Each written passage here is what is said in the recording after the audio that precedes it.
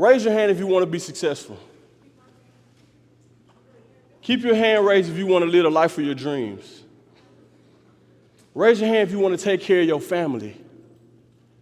Raise your hand if you want to make a difference in your community. Raise your hand if you know that every single day, if you gave your best, that you could change your generation. When I was growing up, my dad, he was homeless.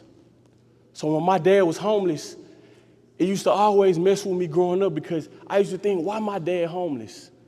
I remember I used to go, I played football, I played basketball, I used to go to the games. People bring their dads to the games. Their dads would be supporting them. Their dads was doing all this for them, and my dad was on the streets.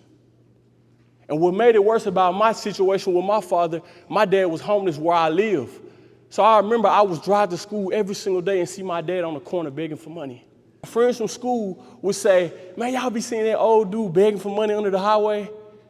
Man, y'all see that? Why you there every day? I'm so sick of that dude begging for money. He looked junky. They used to make fun of my dad. Nobody even knew that was my dad.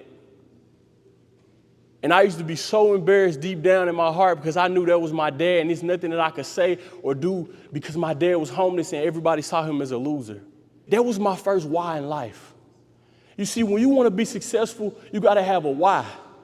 Me going to school every single day, hearing people talk about my dad, seeing my dad homeless on the streets, seeing my dad wearing the same clothes, seeing my dad just begging for money on the corner. See, that was my first why I wanted to be successful.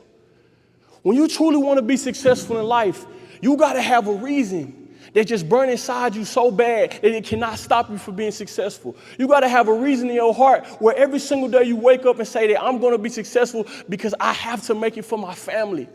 I want to be successful for my dad.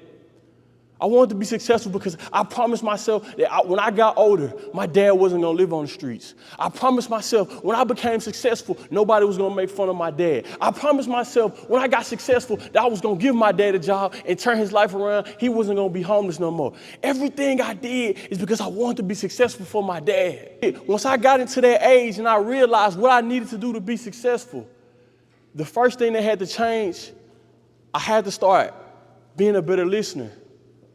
I had to start going to school and getting my grades right.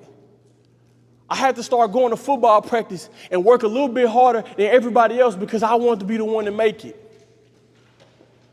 I never forget, I went to a football camp and there was 100 kids at the camp, and the coach said only 1% of people that play high school football will make it to play Division I.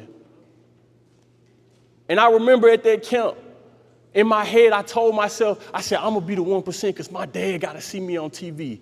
I said, I'm going to be the 1% because I got to go to the NFL so I could be successful for my family. I'm going to be the 1% because my dad, he homeless right now in the streets. He ain't got nothing to eat. I got to make a way for my dad.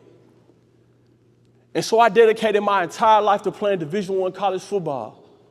And when I graduated high school, I had the opportunity to play football at the University of Memphis.